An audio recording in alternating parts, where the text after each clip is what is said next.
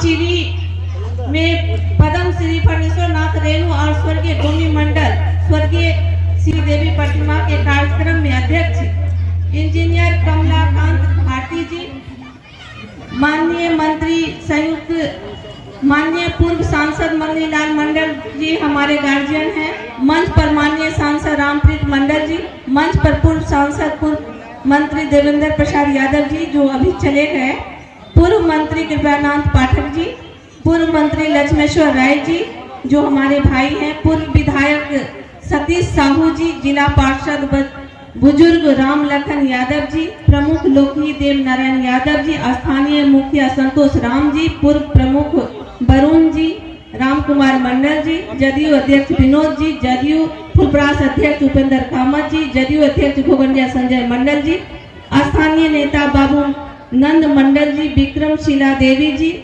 मनोज बिहारी जी, केशव मंडल जी, सहदेव शाह जी, गुलाब देवी पूर्व जिला पार्षद और राजदेव सिंह जी, अशोक खापर जी और यहाँ पर उपस्थित तमाम हमारे प्यारे भाइयों एवं बहनों और बुजुर्गों, सबको हृदय से बहुत बहुत अच्छा प्रिंटगण, सबको हृदय से बहुत बहुत अच्छा अभिनंदन करते हैं, वंदन करते हैं और स्वागत करते हैं।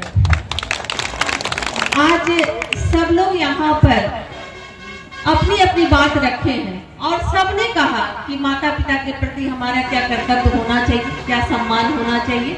सब लोगों ने अपनी बात रख कर इस बात को जाहिर की और इस बात के लिए जो सही बात है, अभी रामप्रीत भाई साहब कह रहे थे कि लोगों में एक चीज खत्म हो रहा है कि जो 13 दिन का भी कार्यक्रम लोग सही से नहीं कर पा रहे हैं, बहुत चीज ऐसा हो रहा है समाज में।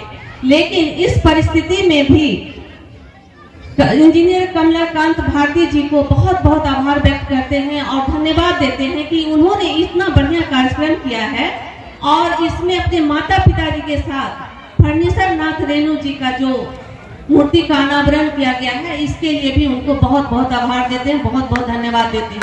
देखिए, जब तक हम अपने पूर्वजों को याद नहीं करेंगे, अपने इतिहास को अगर हम भूल जाते हैं तो हमारा अस्तित्व ही खत्म हो जाएगा। इसलिए अपने इतिहास को समझना चाहिए। बहुत सारे लोग कह रहे थे कि हम लोग इतना नहीं जानते थे। ये तो हम लोग के लिए विडंबना की बात है कि हम लोग फणीश्वर नाथ रेणु जी को नहीं जानते हैं, जिन्होंने इतना बड़ा साहित्य की रचना की। आज जान लीजिए, उनको पद्मश्री मिला, उसको भी उन्होंने ठुकरा दिया। ये उतने महान थे और जान लीजिए कि वो गुदरी के लाल थे और साहित्यकार, लेखक, ये जो बड़े लोग होते हैं वो मरते नहीं है, वो आज भी हमारा आपके बीच है। बस उसको महसूस करने की जरूरत है, समझने की जरूरत है, समझाने की जरूरत है और सब लोग को बताने की जरूरत है। इस तरह का कार्यक्रम हम तो कहते हैं हमेशा होते रहना चाहिए, ताकि हम लोग अपने पूर्वजों के इतिहास को बहुत अच्छे से समझ पाएंगे और उसको सीख भी पाएंगे। आप जान लीजिए, धूल नहीं फूल है ये माटी, धूल नहीं फूल है ये माटी, नहीं फूल है ये माटी, जिस कन में मिले हो रेणु जी खाटी। समाज इसे कभी बुझने न दिया, वैसे थे रेणु जी कुल के दिया। समाज इसे बुझने न दिया, वैसे थे रेणु जी कुल के दिया। युगों युगों में भी आप थे, तभी तो बुको बुको ब्याज। आज क्या है, रेणु जी नहीं है हमारे बीच, लेकिन उनकी उपलब्धियां, महिला आंचल, तीसरी कसम अभी बताए देवेंद्र जी, बहुत अच्छे से वर्णन किए। और तीसरी कसम जान लीजिए कि वो जो पिक्चर बना था, उनका जो उपन्यास था, और जो गरीब गुरबों की बात को, छोटे से छोटे स्तर की बात को समझना, छोटी से छोटी बात को समझना, उस बात को उन्होंने क्या किया, ये जो महिला आंचल, हम भी उसको पढ़े हुए हैं, उसमें जो उन्होंने अंकित किया है एक एक वर्णन को, उसको समझने की जरूरत है। आज देख लीजिए, जिस तरह से रेणु जी हमारे साहित्यकार थे और देश की आजादी में भी उनका बहुत बड़ा योगदान रहा। जब उनको घसीटा गया फिर भी उफ नहीं बोले और क्रांतिकारी माइंड और विचार वाले लोग थे, वो लड़ते रहे। वैसे ही आज हमारे बिहार के माननीय मुख्यमंत्री नीतीश कुमार जी जो अलग जगाए हैं बिहार के लिए, शायद ही जब भी इतिहास लिखा जाएगा स्वर्णिम अक्षरों में नीतीश कुमार जी का नाम लिखा जाएगा। क्या आप लोग इस बात से सहमत है? तो ताली बजाइए आप लोग कि जो जान लीजिए कि आज जो बिहार में काम हो रहा है, शायद हमको लगता है आज हम भी इतने बड़े उम्र हो गए और आज तक हमने नहीं देखा था कि टीचर की भर्ती एक ही विभाग में 1,20,336 विद्यार्थियों की नियुक्ति हुआ हो। हमने तो कभी नहीं सुना था। शायद आप लोग सुने थे क्या? हमको तो नहीं लगता है आप लोग भी सुने होंगे। तो हमारे माननीय मुख्यमंत्री नीतीश कुमार जी बोलते नहीं है, करके दिखाते हैं, जमीन पर काम करते हैं। वो जैसे फर्नीचर नाथ रेणु जी कन कन की बात को समझते थे, जन जन की बात को समझते थे, वैसे हमारे माननीय मुख्यमंत्री नीतीश कुमार जी हैं। आज देख लीजिए क्या हुआ, जातीय आधारित जनगणना करवाए, उसका देखिए आर्थिक, सामाजिक सर्वेक्षण, शैक्षणिक सब चीज का एक रिकॉर्ड तैयार हुआ। उसके तहत लोगों ने उनको कितना डिस्टर्ब किया। सोच लीजिए जो विपक्षी दल के लोग हैं वो हमारे खुल करके विरोध किए थे, फिर भी हमारे माननीय नेता ने हार नहीं माना। वो चाहते थे कि बिहार का विकास हो, बिहार का डेवलप हो और गरीब गुरबा जागे और होशियार हो, उसके आजादी के लिए लड़ाई लड़ते रहते हैं। क्या कहता था 70 साल पहले कि जो महंगाई थी क्या थी, डाइन थी, लेकिन आज क्या बन गया है, उसका डार्लिंग बन गया है, लगता है ना। पहले क्या था, सब क्या कहता था, महंगाई डाइन आए खाए जाए, क्या क्या गीत गाया करता था।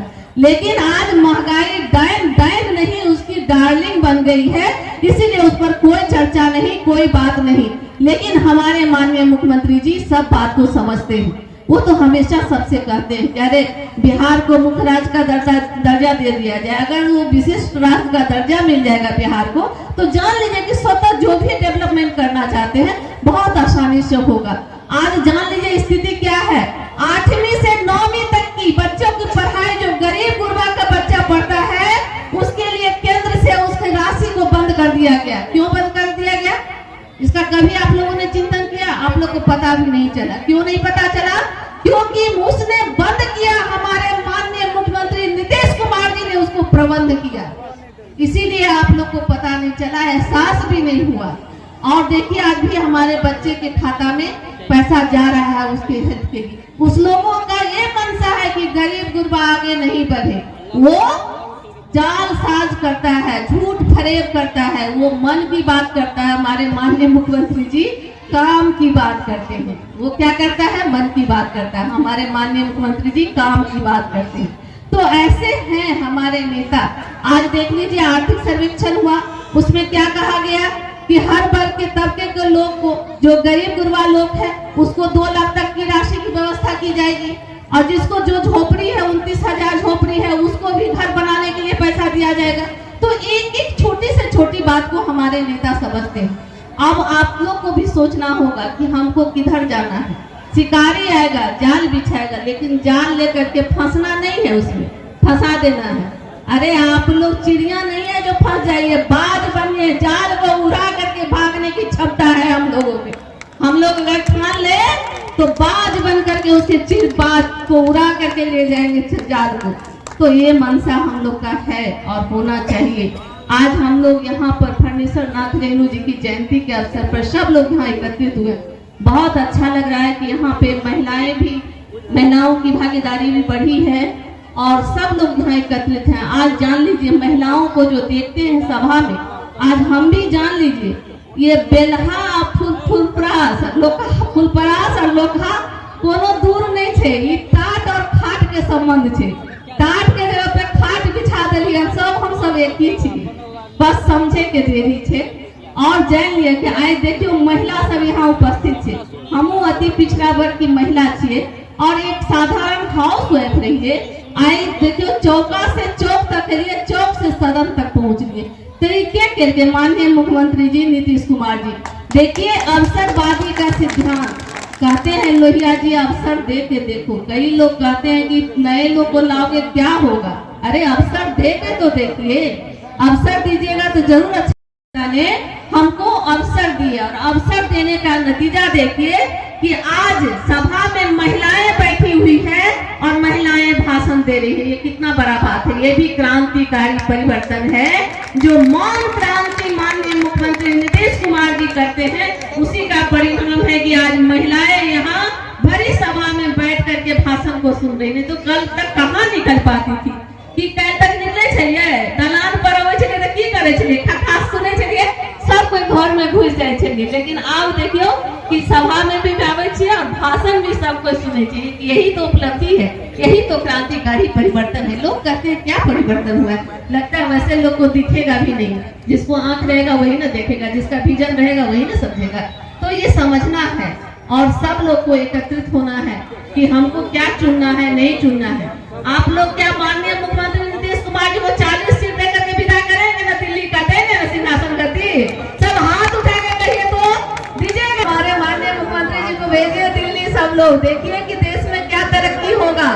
ये हम लोग बात करने वाले लोग नहीं है, काम करने वाले लोग हैं। हमारे माननीय मुख्यमंत्री जी काम करते हैं, देखते हैं वो बोलते कम है लेकिन काम ऐसा ऐसा कर देते हैं कि उसका पसीना छूट जाता है। आज जो जातीय आधारित जनगणना हो गया, अब उस कहता है ये है वो है, तारे जो है तो तुम करवा लो ना, केंद्र से करवा लो, इसमें दिक्कत क्या? हाथ कमल को फांसी क्या, सबको फांसी क्या है ना जी? जब तुमको लगता है ये ऐसे वैसे है तो तुम केंद्र से ही करवा दो, पूरे राज्य में करवा दो, क्या दिक्कत है इसमें? तो सोचिए ये बिहार ऐसी भूमि है जहाँ से एक एक क्रांतिकारी भविष्य दिखा जाता है और गांधी और विनोबा भावे की भी भूमि रही है ये। तो इस चीज को समझना होगा। आज माननीय मुख्यमंत्री जी इतना काम किए हैं समाज के लिए, देश के लिए, करेंगे। आप लोग अवसर दीजिएगा और इन्हीं शब्दों के साथ मैं आप सबको पुनः विदा लेती हूँ और बहुत अच्छा लगा हमको आप लोग के बीच आकर के। बहुत बहुत धन्यवाद, बहुत बहुत हृदय से आभार व्यक्त करते हुए बहुत बहुत धन्यवाद।